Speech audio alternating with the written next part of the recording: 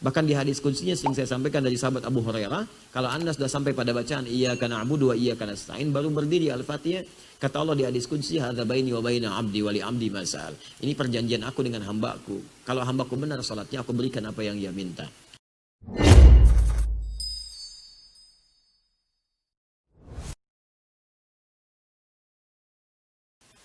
Assalamualaikum.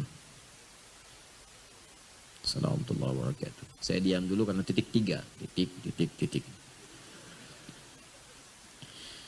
Ustadz, bagaimana caranya agar supaya, kalau sudah pakai agar jangan pakai supaya. Kalau sudah naik pasti ke atas, kalau turun pasti ke bawah. Kalau agar pasti supaya. Itu namanya pleonasme, Joni. Pleonasme, menambah sesuatu yang sudah jelas. Nah, agar sholat benar-benar khusyuk. Ustadz, bagaimana caranya agar sholat benar-benar khusyuk dan bisa meninggalkan maksiat dalam kehidupan sehari-hari? Cara khusyuk itu ya khusyuk. Cara meninggalkan maksiat ya tinggalkan. Udah selesai.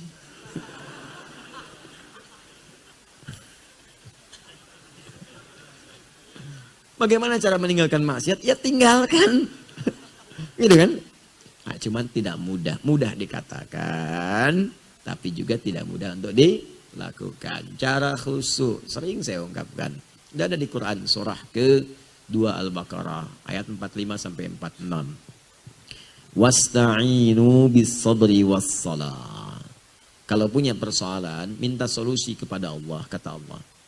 Itu jawaban Quran, minta solusi. Bukan bikin status. Aminkannya.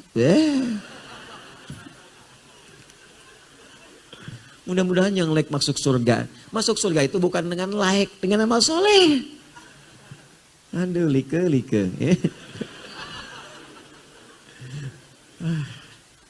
Manusia ini hari ini. Minta sama Allah solusi.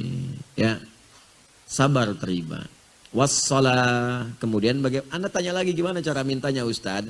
Jangan tanya saya, Allah sudah jawab. Kata Allah, wassalah, datang lewat sholat. Minta.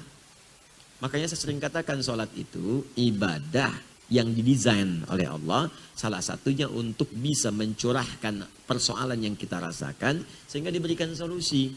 Makanya sholat satu-satunya ibadah yang berlaku bagi semua umat sebelum Nabi Muhammad SAW yang langsung dicontohkan oleh nabi-nabinya.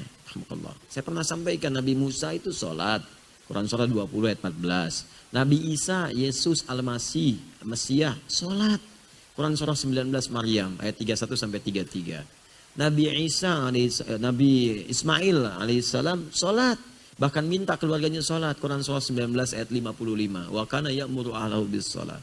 Nabi Zakaria alaihissalam sholat. Ya, Nabi Zakaria sholat. Itu masih sederetan itu nasab dengan Nabi Isa. Isa alaihissalam kan anaknya Maryam. Ya, Bunda Maria. Maryam anaknya siapa? Imran. Imran suaminya Hannah. Ya, sepupunya siapa? Nabi Zakaria. Zakaria itu pamannya Maryam. Ya, Nabi Zakaria itu sholat. Quran surah ketiga Al-Imran ayat 38-39. Sholat. Dan dalam sholat mereka minta solusi. Bahkan Nabi Zakaria minta, ya Allah, orang berkata saya nggak mungkin punya keturunan. Karena istri saya disebut monopos secara klinis, mandul secara medis. Katanya nggak mungkin punya keturunan. Saya tinggalkan mereka ya Allah. Saya hanya minta darimu saja yang tidak punya batas dalam pemberian. Sholat dikasih oleh Allah. Kita umatnya Nabi Muhammad dipanggil sebelum sholat. Kamu punya persoalan apa? Datang, saya berikan. Bahkan di hadis kutsinya yang saya sampaikan dari sahabat Abu Hurairah, kalau Anda sudah sampai pada bacaan iyyaka na'budu wa iyyaka nasta'in, baru berdiri Al-Fatihah, kata Allah di hadis qudsi, hadza baini wa baina 'abdi wa li 'abdi masal. Ini perjanjian aku dengan hambaku. Kalau hambaku benar salatnya, aku berikan apa yang ia minta. Cuma salat tidak mudah. Wa innaha lakabiratun illa 'alal khashi'in. Salat itu tidak mudah kecuali bagi orang khusyuk. Bagaimana caranya khusyuk ini ditanyakan? Dijawab oleh Allah di ayat ke-46-nya. Alladzina yadhunnuna annahum mulaqu rabbihim. Orang khusyuk itu satu orang yang punya persiapan saat akan berjumpa denganku. Maksudnya apa? Dia merasa nih akan menghadap Allah dalam sholat. Dia bawa persiapan. Sekarang beginilah, gini-gini. Cara memahaminya. Anda punya masalah. Tiba-tiba ada sosok yang menjanjikan Anda. Insya Allah Pak, datang. Nanti kita atasi deh. Ya, misal taruhlah wali kota atau bupati, dan jangan yang tinggi-tinggi dulu. Terus Anda mau menghadap sekarang.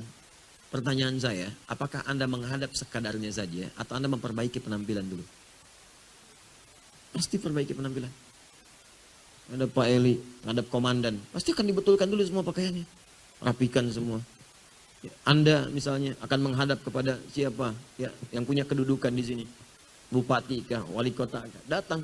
Anda akan perbaiki penampilan. Gak mungkin Anda datang menghadap pakaian lusuh, kaos oblong, pakai sarung, peci bengkok. Ya. Anda pasti akan perbaikin, lurusin dulu. Walaupun apa yang Anda harapkan belum tentu diberikan sepenuhnya. Butuh 1 juta diberi 100.000, kan? Rapi-rapi. Sampai nyewa baju 200.000 dapat cuma 100.000, ya. Kenapa ketika menghadap Allah yang dijanjikan dipenuhi kebutuhan, kenapa kita biasa-biasa tampilannya? Makanya orang khusyuk itu kelihatan bahwa bahkan saat akan datang. Ini dimulainya sebelum sholat. Makanya di Quran surah ke-7 ayat 31 itu dilihat. Cek. Kata Allah, ya bani Adam khudhu zinatakum 'inda kulli masjid. Ya anak cucu Adam, setiap ada panggilan dari masjid, kenakan pakaian terbaikmu. Cari yang paling bagus. Makanya sholat dengan pakaian indah akan beda rasanya. Lain. Setelah itu, pahami pelajari Quran surah ke-29 ayat ke-45. Utslu ma uhya ilaika minal kitab. Sebelum sholat, pelajari dulu bacaan-bacaan sholat. Gerakan sholat, pahami apa maknanya. Sehingga ketika takbir bukan cuma di lisan. Allahu Akbar, lisan mengucapkan, pikiran menerjemahkan karena paham. Nah dengan paham ini pikiran gak liar. Di begitu sholat Allahu Akbar, pikiran menerjemahkan Allah Maha Besar. Hati meresapi, ya Allah aku mengatakan engkau yang paling besar. Tapi hatiku kadang-kadang setiap hari merasa besar dibanding orang. Sombong terhadap orang. Nah, ini kalau seperti ini sholatnya, pikiran menerjemahkan gak liar dia. Kan kadang-kadang sering terjadi begitu. Allahu Akbar, lisannya Allahu Akbar, tapi pikirannya kemana-mana. Handphone akbar, motor akbar, sepeda akbar, arisan akbar, ya, baju akbar dan sebagainya. Ah itu yang sering kali mengganggu dalam sholat. Kemudian yang terakhir, wa annahum ilaihi raji'un. Saya sering katakan kalau mendengar kalimat raji'un itu kebanyakan orang terbayang kalimat inna lillahi wa inna ilaihi raji'un. Artinya dekat dengan kematian. Umumnya orang begitu. Makanya ketika Anda akan sholat, kenapa mesti pakaian yang baik, mandi, wudhu yang sempurna, yang bagus? Mungkin kata Allah, boleh jadi itu jadi sholatmu yang terakhir yang kau kerjakan dalam hidup. Mungkin kau wafat. Dan kita kan nggak tahu kapan wafat. Tapi kita yakin akan wafat. Ya, saya tanya begini, mungkin nggak hari ini kita wafat? Ada kemungkinannya. Kalau sudah paham ada kemungkinan, makanya siap-siap. Siap-siap. Yakin nggak wafat? Yakin. Mungkin nggak hari ini wafat? Mungkin. Artinya ada kemungkinan. Kalau ada kemungkinan, persiapkan diri kita. Ada kemungkinan pagi ini gubernur akan datang ke tempat kita. Siap-siap semua. Ada kemungkinan si fulan akan datang. Tokoh besar, siap-siap. Ada kemungkinan kita wafat hari ini. Siap-siap. Persiapkan dengan baik. Dan tidak ada yang paling indah kecuali wafat dalam keadaan taat. Puncaknya sedang sholat. Masya Allah sedang sujud. Tiba-tiba meninggal. Sedang ruku, wafat. Makanya kalau terfikir berbuat maksiat, bayangkan mungkin wafat.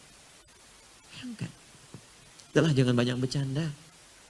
Jangan banyak bercanda hidup di dunia itu. Jangan banyak kemudian melakukan perbuatan maksiat. Udah jangan banyak berselisih. Jangan banyak mengejar dunia berlebihan. Nanti efek yang lainnya akan muncul. Ahli dunia itu ahli keributan. Ngejar dunia, udah dikejar, gak mau disaingi orang, udah ribut akhirnya. Ya, urusan mau nikah ribut.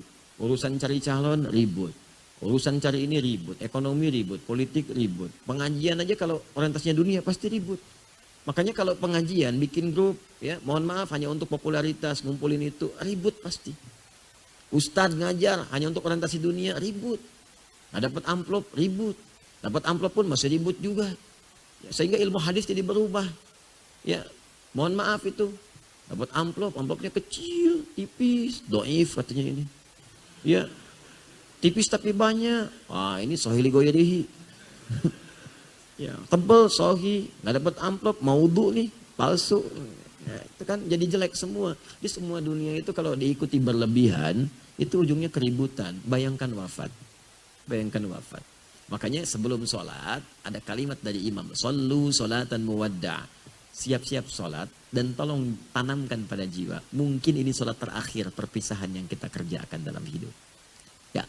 Allahu Akbar, Allahu Akbar. Apa itu? Adzan. Apa artinya adzan? Panggilan. Asep, ada Asep di sini? Ada. Doni ada? Andi ada? Ada. Wah, ini banyak adanya. Ini pasti nggak ada nih. Suneo. Nggak ada kan? Nah, udah, cari yang nggak ada dulu lah. Suneo dipanggil Allah. Apa artinya? Jangan ketawa. Suneo apa? Suneo dipanggil Allah. Apa artinya? Meninggal. Nah sekarang panggilan itu diberlakukan pada kita. Panggilan adzan itu kan untuk orang beriman, untuk kita. Yang belum beriman diperkenalkan tentang Allah, yang sudah beriman diajak beribadah.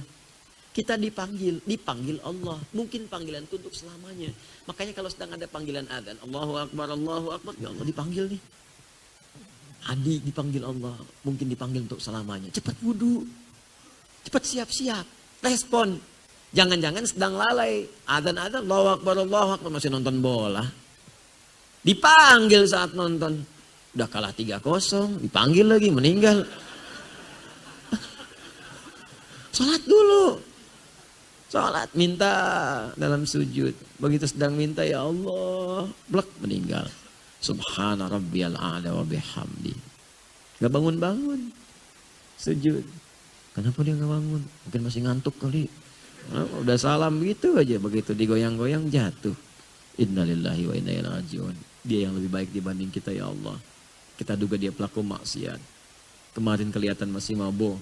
Kemarin dia masih jadi preman. Tiba-tiba ke masjid, wafatnya dalam keadaan sujud. Tak tahu air matanya masih basah di pelupuk bibirnya. Allahu Akbar. Sampai ke bibir, sampai ke pipi. Indah. Wafatnya sedang taubat, menggugurkan maksiatnya. Makanya jangan hukumi pelaku maksiat kan hukuman-hukuman dunia yang berlebihan.